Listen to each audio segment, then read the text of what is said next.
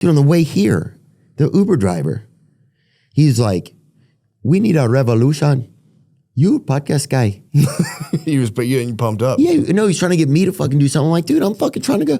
I'm going to work, dude. He's probably CIA, honestly. He could have been a fucking op. He's probably Mossad. Yeah. But it was just kind of crazy. He's like, we need a revolution. You know? Because he's like, AI's going to come. It's going to be all Waymos. We won't have a job, you know? That's true, too. Yeah, that stuff's coming, man, for sure. That's going to be weird. I mean, it is going to be But you're not scared of it, though, you said. No, not really. I mean, it's like, well, here's the thing. It's like, if I felt like it was coming and it would just like destroy my livelihood, I'd obviously be afraid of that. I don't think it is. And I feel bad if it does, but I feel like maybe, this is me just being hopeful, it will kind of engender some like massive change where people then have to like learn how to, you know, like, do we start just sharing stuff so everyone has what they need? Like, what do you, like, literally, what do you do with that? And that, you know, people go, that's communistic. It's like, yeah, obviously, but it's like, if it wipes out just like 9 industries at once and you have millions and millions of people who could work that just, there's no point for them to do it. It's like, what do you do? Like, what do you do then? And it's like, are they going to have to just like invent weird, like almost like fake jobs? Are people going to get paid just to kind of vibe out? I don't know. I'm personally kind of curious to see where it goes. Because it's like, you're not going to fight the AI stuff. Everyone's like, we're going to stop it. It's like, no, you're not. If it saves big corporations money, it's coming. They're going to do that. Then it becomes like, what do you do? And I guess like, you know, yeah, it could get, now that I think about it, it's like, well, yeah, maybe the billionaires will like give us some money. I'm like, well, they said fuck. You think they will? Well, that's what they've said, is that people would get some sort of a stipend or some sort of a UBI, universal basic income, or some sort of a token that they could use for things like which is crazy to hear. Yeah. Like Altman said this sort of shit. There's a king then. So then we'd have kings, which again, if we go back to some like futuristic, medieval, like serfs, lords, kings, knights, could be chill. I don't know. Again, I don't know. There's probably people who be like, fuck you. Could be chill though. Could be chill, dude. You get to like wander. I get to just be in my garden, light fires, and just kind of like think about the glory of the king. Yeah. King Sam Altman. King Altman. Just cuts my fucking head off. And then, he cuts your fucking RAM down.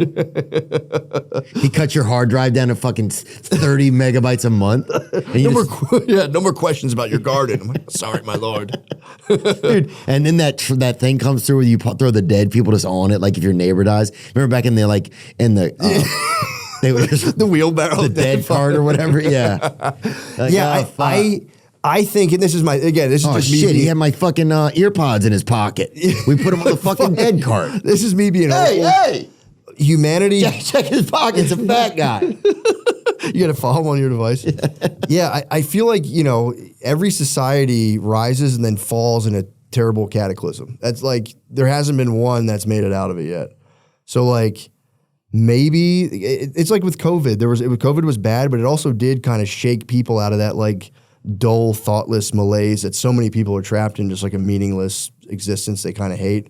So I'm hoping the AI shakes the cage enough to where people can kind of come out of it, but then we don't all just like fall into like complete chaos and start like killing each other. Yeah, I think there's a sweet spot. So I'm hoping it kind of shakes it just a little bit, if that makes sense. Yeah.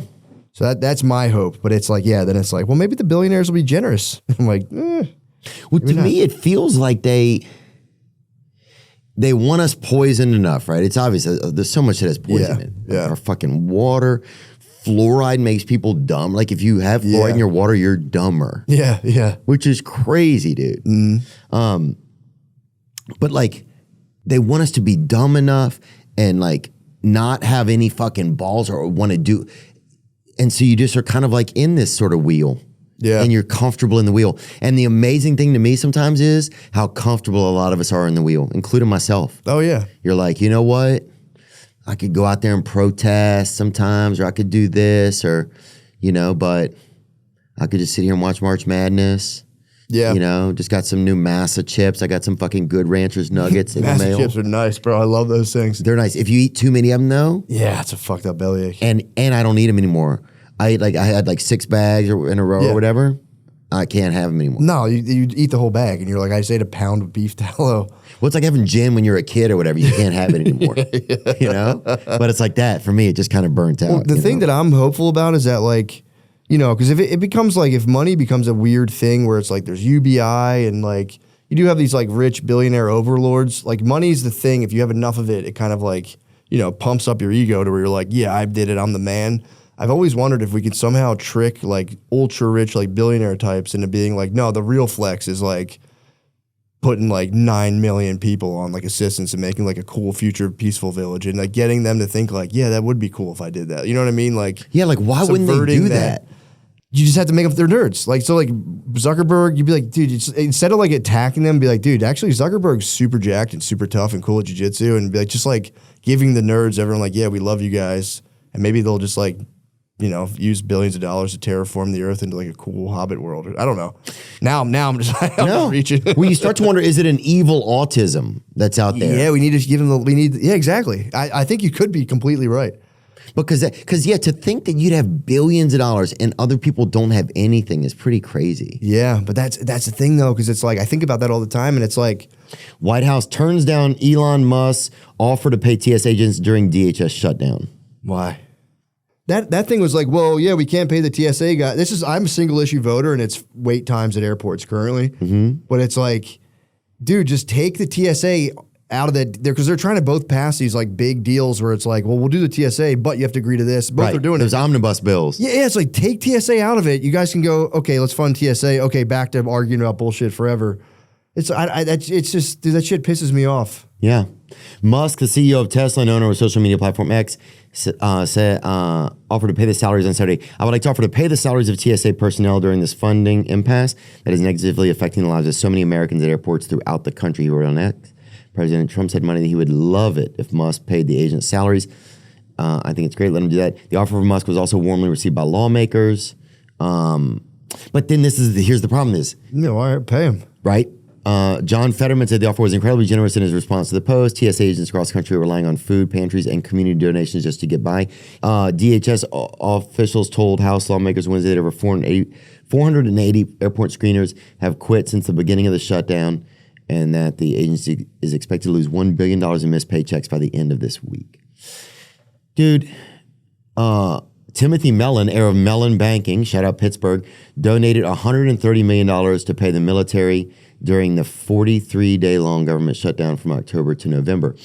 But what's crazy is this could be a trap, because then you're letting kind of X or Tesla become this privatized, because now you're kind of privatizing airport security. Yeah. Whether you realize it a little bit or not, you're saying, okay, we'll let him pay these salaries. Then he comes in and says, well, how about this? Why don't Tesla just manage airport security? Yeah, we could probably do it so much more efficiently. Yeah. And so that's I'm not saying would be bad. I'm just saying that's where things get kind of risky. A lot of times, like offers like that, there's this kind of caveat of hopeful business that makes down sense. the line. Dude, I didn't know this until recently. Public transportation in Chicago in like, I think the late 1800s, there's all public company or private companies. So like you would just own like, whatever, like if you're in New York, it was like, but it's Chicago, like the L train. That was a guy who owned the L train. Everyone who paid tickets, all the money went to him. And there was another guy who owned like the North Side public, and they all eventually the city came and was like, guys, give me this. But that was like that for a while. And it was like incredibly competitive and corrupt, and you'd have to lobby the government to like pass your thing, and you pay people off, then you just collected all the fares personally. Didn't even go to the city. So yeah, it's that is a tricky thing though, because they can, then they can start doing their weird like credit card. I mean, you don't get great customer service with government agencies anyway. No, dude. Have you been to the post office? The post office is crazy, dude. I was there a couple days. There was like this sister that was working in there. She's fucking fighting with a bird that's in there trying to steal like a fucking thing of tape or whatever. And I'm like in the little gift section area.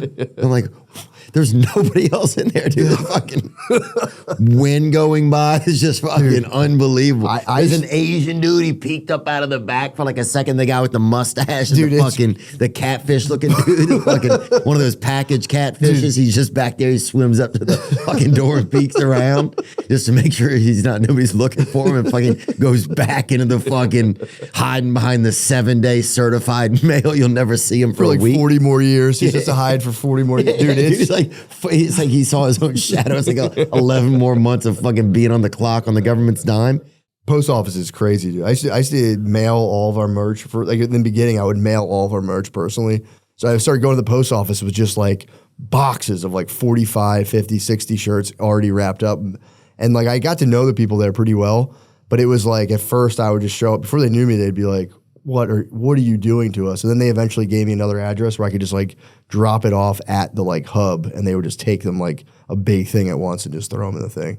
But it was funny. Yeah, I used to go there and they let me like come towards the back and dump it in. Fuck yeah, it's kind of cool to see behind the scenes. It was cool, but it is like chill time. If there's a line at the post office, people are like, okay. It's like DMV mentality. You're like, yeah, whatever, man. Don't care. They don't feel lines. No, they really don't. You only feel lines on one side of the counter. The other side of the counter, they don't feel that line. No, it's not a restaurant where you're like, oh, fuck, people are going to leave. You're just like, yeah, fuck it. Go use fucking something else. Public transit in Chicago shifted from private to public control in the mid-20th century, centered on the creation of the Chicago Transit Authority, the CTA, in the 1940s. The Illinois General Assembly passes the Metropolitan Transit Authority Act, 1945. When the CTA took over the big private rail and streetcar systems and effectively completed for city service in 1952 with the motor coach purchase. Anyway. Yeah. That's when it happened. True.